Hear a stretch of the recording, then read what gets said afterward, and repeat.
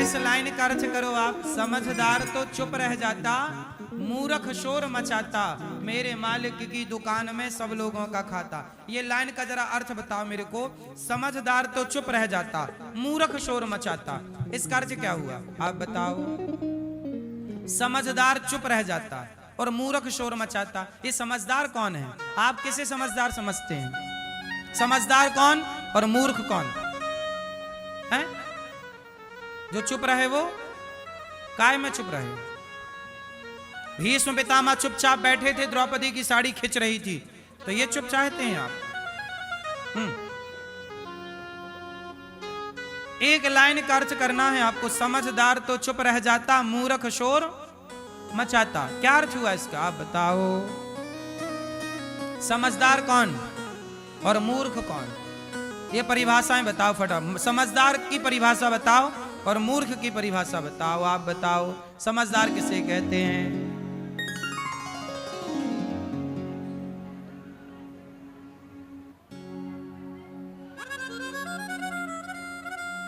ठीक है, आपकी बात ठीक।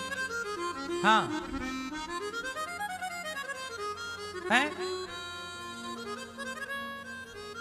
समझदार तो चुप रह जाता, मतलब जैसा देखो कुछ लोग होते हैं बोलते हैं, हे भगवान तुमने हमें ये दुख क्यों दे दिया, ये कष्ट क्यों दे दिया।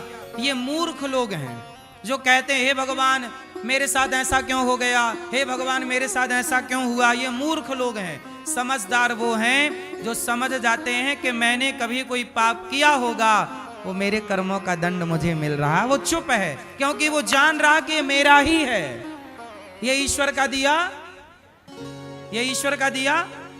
दशरथ जी बाणों, वो भीष्म पितामह बाणों की सैया पर लेटे थे पर चुप थे, क्योंकि वो जान रहे थे ये मेरा कभी किया मेरे सामने आ रहा है, तेरा किया ही तेरे सामने आएगा। तो कुछ लोग चिल्लाते रहते हैं, वो चिल्लाना मतलब मूर्ख है, तुम समझते तुमने गलतियां की, पाप किया, तब भोगो ना भैया। पाप किया है तो भोगना पड़ेगा, अब चिल्लाने से क्या होगा। असमझदार चुप है कि भाई जो किया था वो मिल रहा, चुपचाप सह लो। हाँ, नारद जी दासी पुत्र थे, ब्रह्मा पुत्र बन गए, इसलिए अच्छे कर्म करना ताकि आपका प्रमोशन हो। मनुष्य हो तो देवता बनो, अच्छे जगह जाओ, गलत काम करके उलझ ना जाना। वेद व्यास जी ने महाभारत से भागवत की रचना की।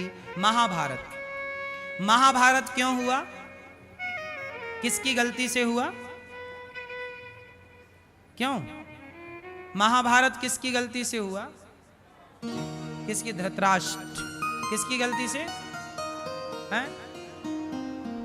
किसकी गलती से हुआ पूरा महाभारत?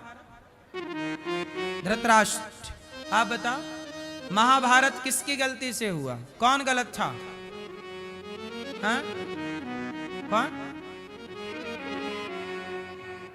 कौन? गांधारी। आप बताओ गुलाबी मैया, महाभारत किसकी गलती से हुआ? धृतराष्ट्र। ये मैया, आप गुलाबी मैया,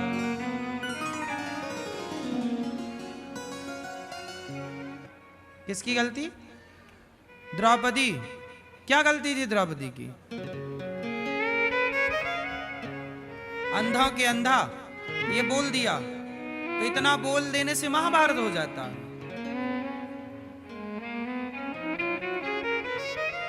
है? सुनो, महाभारत क्यों हुआ? और ये महाभारत की कथा कोई महाभारत की कथा नहीं है, हम सबके जीवन की कथा है।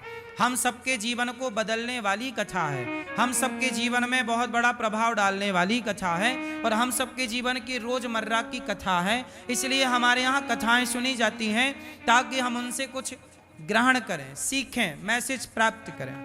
क्या हुआ पूरी बात सुनो। महाभारत का जो युद्ध हुआ किसकी गलती से हुआ?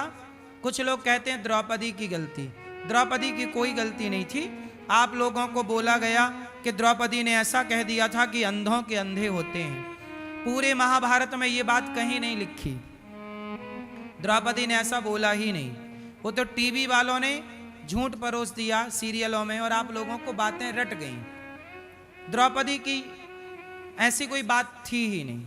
उन्होंने ऐसा, वो अच्छे घर की बहू हैं, समझदार हैं, वो कभी किसी का अपमान नहीं करती कि अंधों को अंधा कहने लग जाए।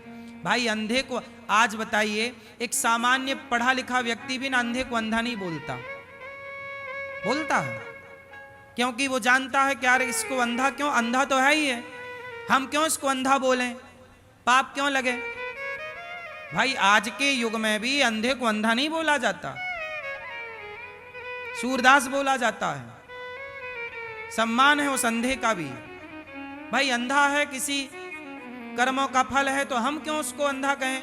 लंगड़े को हम लोग लंगड़ा थोड़ी कहते हैं, हम लोग उसकी हेल्प करते हैं। अंधे पर हम लोगों को और दया आती है, लंगड़े को हम लोगों पर और तरस आता है कि देखो इसके भी कास पांव होते तो ये भी चलता, आंखें होती तो ये भी।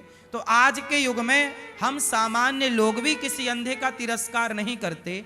तो द्रौपदी इतनी समझदार होके, भला धृतराष्ट्र जो कि उनके ससुर थे, तो धृतराष्ट्र को क्या ऐसा कोड कर सकती थी कि तेरा बाप अंधा तो अंधे के बेटा अंधा होता है। ऐसा द्रौपदी की भाषा तो नहीं हो सकती थी, और ये लिखा भी नहीं है महाभारत में मैया, ये बात है नहीं, ये झूठ फैलाया गया और आप लोग झूठ के शिकार होते चले गए।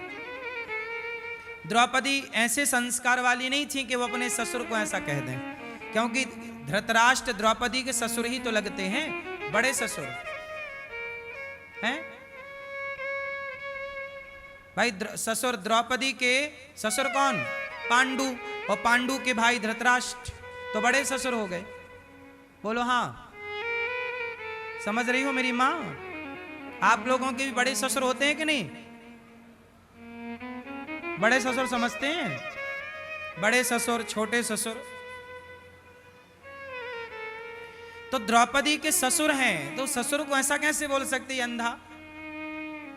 आज की कोई बहू नहीं बोल सकती अपने ससुर को कि मेरा अंधा ससुर, वो भी पब्लिक प्लेस में सबके बीच में नहीं। चलो, तो द्रौपदी की गलती नहीं थी। अब हम गलत व्यक्ति को पकड़ते हैं। गलत कौन था, गलत थे धृतराष्ट्र। धृतराष्ट्र की आंखें तो चली गईं, लेकिन धृतराष्ट्र ना पुत्र के मोह में भी अंधे हो गए थे। उनका बेटा गलत करता तो धृतराष्ट्र उसे रोकते नहीं थे, उसकी वाहवाही करते थे। जब आप अपने बच्चों को गलत में रोकते नहीं हैं, गलत में उनकी वाहवाही करते हैं, तब बच्चे बिगड़ते हैं और तब महाभारत होने की संभावनाएं बढ़ जाती हैं। इसलिए बच्चे गलती करें तो डांटो, यदि लगाम नहीं रखी बिगड़ जाएगा। तो गलती किसकी है, धृतराष्ट्र की।